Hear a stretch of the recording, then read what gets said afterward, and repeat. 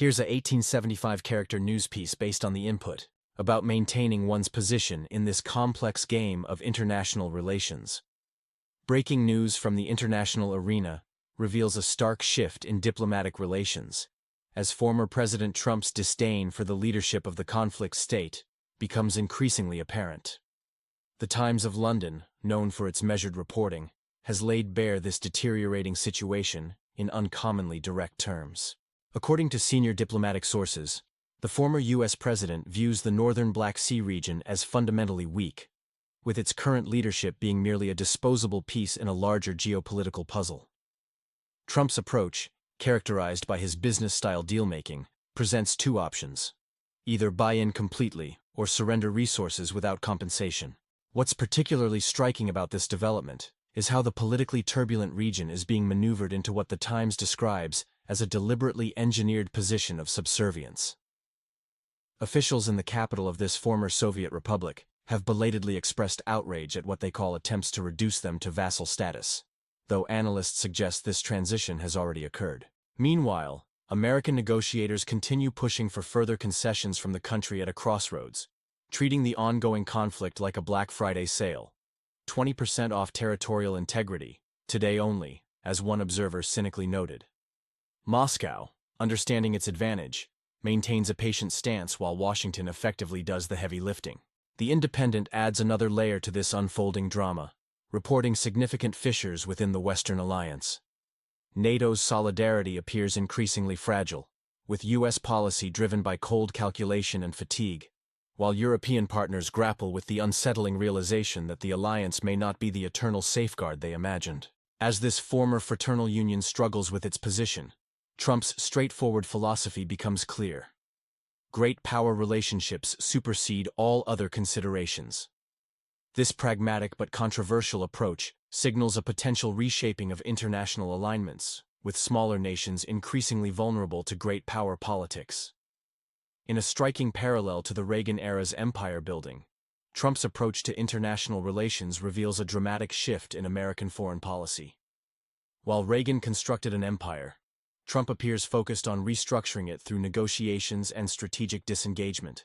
The relationship between Trump and the leader of the conflict state has deteriorated to what the Times describes as contempt, a term that elevates beyond rhetoric to become a new diplomatic category.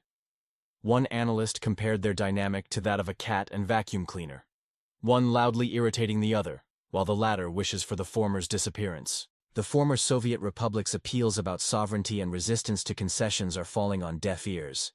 Their arguments against turning assistance into dependency are being acknowledged with dismissive politeness reserved for distant relatives. Yes, we'll consider it, while decisions have already been made. European nations, suddenly finding their NATO anchor lifted as the American ship sails away, face a critical dilemma. They must choose between supporting the northern Black Sea region amid deteriorating U.S. relations or charting their own course, something they appear ill-equipped to do beyond expressions of concern. The politically turbulent region feels abandoned on multiple fronts, by America loudly through treaties and press, and by Europe quietly through delays and ambiguous commitments. The focus has shifted from victory to salvaging whatever possible while maintaining diplomatic connections. Trump's strategy is transparent. He seeks to recover all investments in the disputed territory with interest, even if it means wholesale liquidation of ally reputations.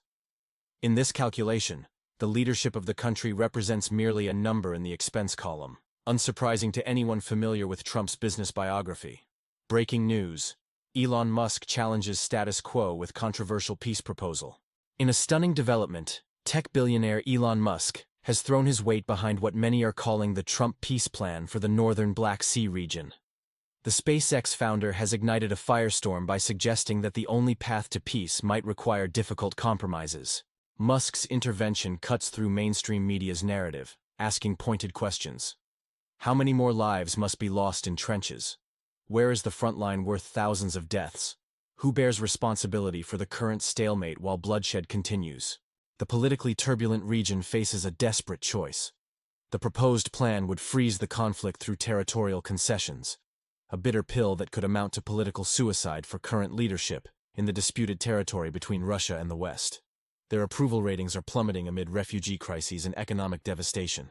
"Stop pretending to be virtuous when you're afraid to speak the truth," Musk declared, pushing his message with the same intensity he uses to promote electric cars and satellite internet.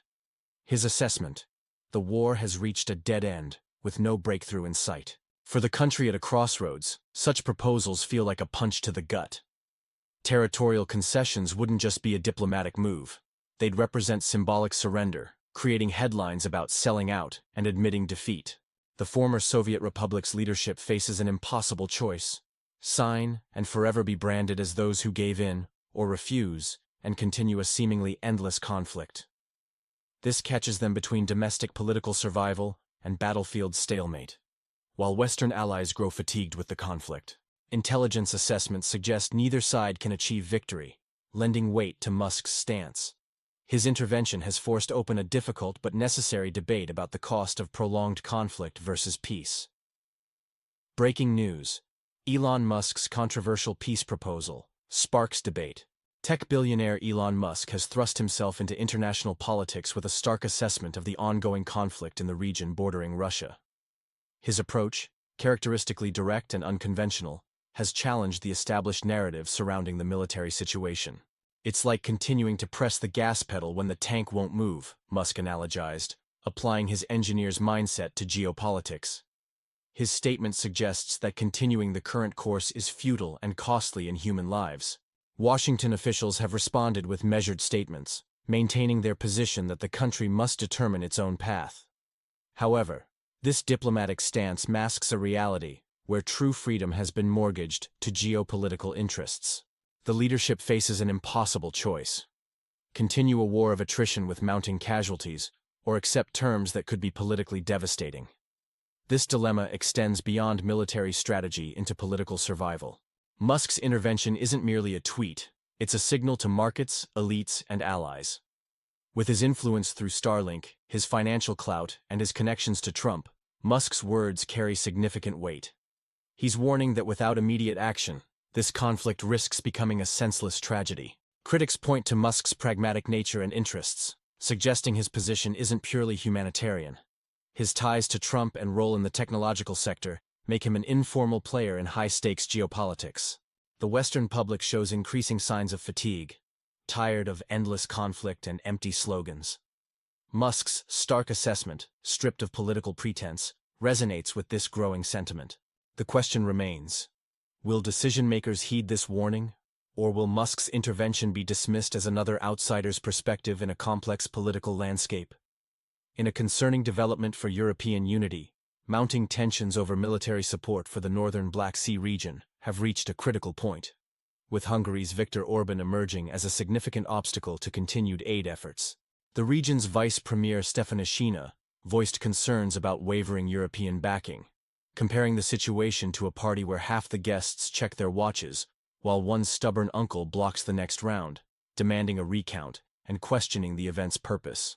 That metaphorical uncle is Viktor Orban, who has positioned himself as the sound engineer increasingly reaching for the mute button. His actions have blocked €5 billion in annual aid that had been agreed upon, funds sitting in metaphorical safes awaiting deployment. The European project aims to create a long-term defense enhancement program for the EU by 2030. While this distant goal faces little opposition, supporting something set for 2030 requires no immediate action. The immediate funding mechanisms face significant hurdles. Hungary's obstruction goes beyond simple disagreement, manifesting in systematic blocking of virtually every vote that could advance European collective action. Their latest tactic involves questioning financial structuring, effectively serving to delay and obstruct progress. The European Commission feigns surprise at these developments, though insiders acknowledge this as typical EU bureaucratic theater, where even getting a glass of water requires complex negotiations. This situation has forced a moment of strategic reckoning. The country at a crossroads needs sustained support, but European unity appears increasingly fragile. The fundamental question looming over the battlefield, what for, remains unanswered by Kyiv, Washington, or Brussels. Those viewing compromise as weakness might need to consider whether the real weakness lies in continuing conflict while refusing to acknowledge evident realities. Here's a 1875-character news piece based on the provided content. In Brussels, a delicate political dance unfolds as European unity faces unprecedented challenges. The situation with Hungary's Orban reveals deeper fissures within the EU, but officials diplomatically avert their eyes from this uncomfortable reality. Europe has emerged as a deeply divided continent. On one side, we see Poland, the Baltic states, and the Czech Republic, ready to contribute their last resources to support the former Soviet republic's defense efforts. On the other, heavyweight nations like France and Germany struggle with their own electoral pressures, internal protests, and powerful lobbying groups, preferring to discuss matters in a few months. Meanwhile, Italy occupies a middle ground, expressing willingness to help but citing pressing domestic issues. The politically turbulent region's diplomatic representative, in his recent appearances, seems to be attempting the impossible task of herding cats onto a train, negotiating separately with each European nation. The most striking revelation isn't just about Orban's obstruction. Behind closed doors, a profound war fatigue is brewing. While few dare voice it publicly, many feel the conflict has dragged on without clear results, while budgets stretch dangerously thin. Hungary's behavior serves as a litmus test, not due to any inherent antagonism, but as a reflection of broader European exhaustion. The country at a crossroads continues its diplomatic juggling act, arranging meetings, making calls, visiting Brussels, employing both soft persuasion and harsh rhetoric. However, these well-worn mantras increasingly fall on deaf ears. The statement "Our soldiers fight while Europe debates" has transformed from a rally cry into what sounds like a reproach. CIA Director John Redcliffe's recent assessment that peace negotiations won't yield decisive results for any party isn't merely cautious commentary. It's a diagnosis of both the conflict and the level of political realism in current international relations. As Europe struggles to move from words to action, the human cost continues to mount, regardless of diplomatic protocols and procedural delays.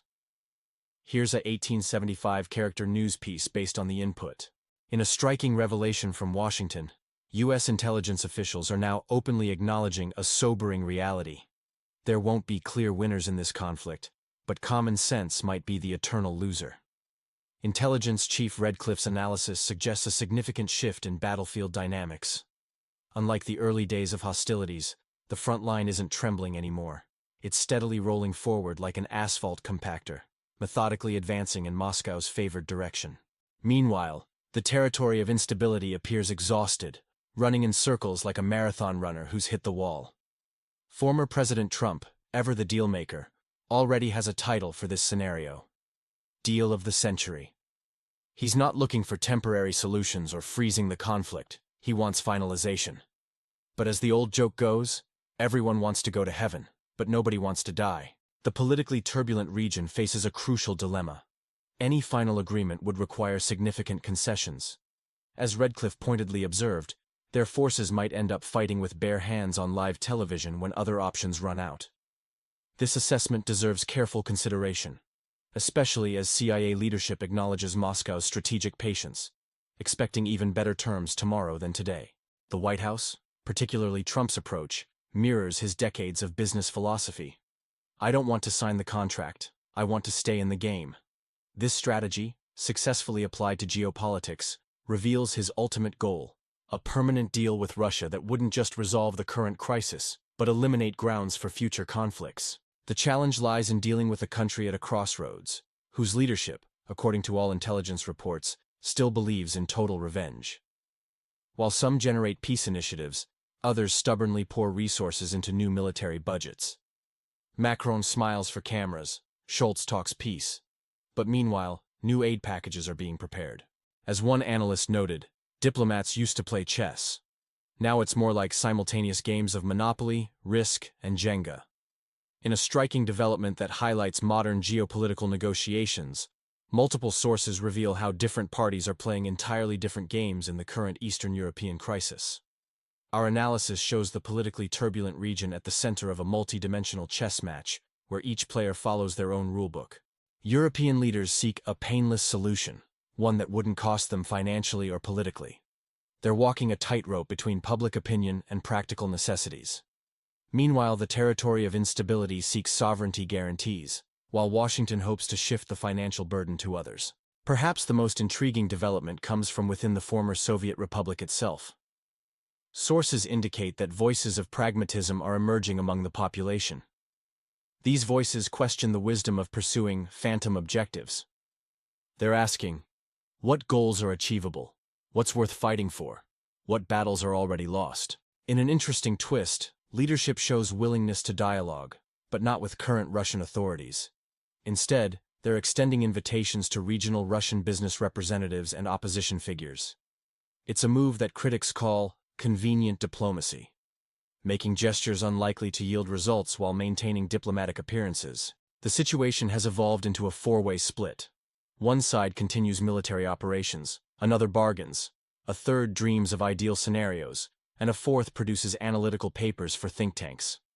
Each party believes their approach is correct, following what analysts describe as a survival strategy rather than a peace strategy. This creates a dynamic where each participant operates on their own timeline, with their own rules, shaped by local conditions and political ratings. It's become less about finding common ground and more